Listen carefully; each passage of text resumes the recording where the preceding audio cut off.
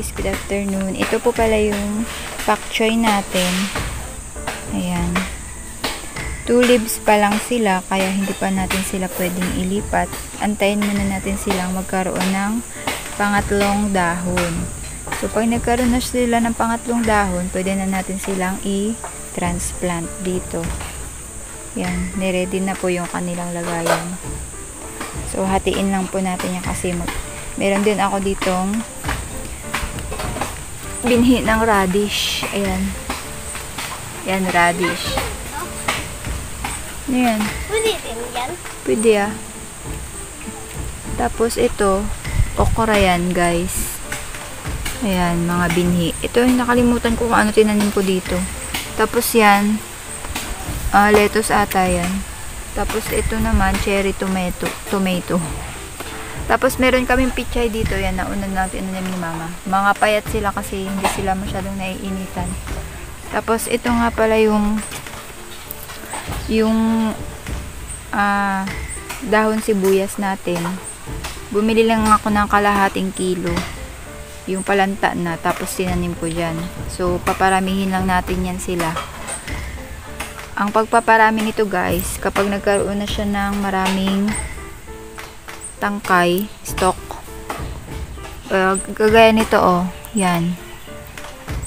Pwede na to siyang hatiin. So, saka na lang kapag medyo ano na, medyo sumabay na yung iba. Bunutin?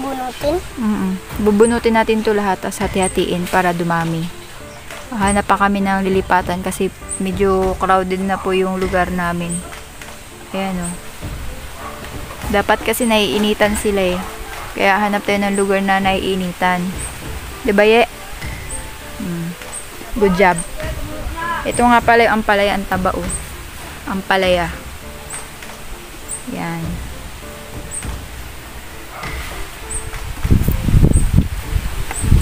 So, yun lang muna guys. Tapos, update ko kayo kapag paparamihin na natin yung sibuyas. Ayan, papaya pala yan.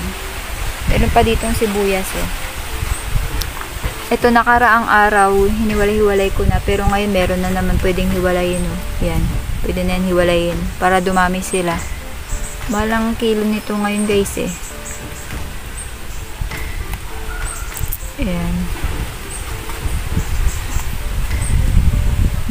Nagiging dalawa siya. Kaya, pwede na silang paramihin kapag kaganyan. Okay, bye! Halo sa ano? Asin! Ganito yung kataba. Asin! Kataba.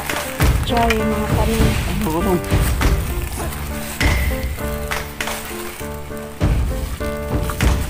Panin na lang ito, choy.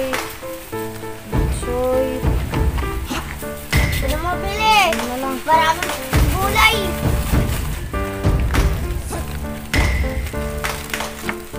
Halo-halo natin. Para malipat na to. Malipat na natin yung mga Halo-halo na natin.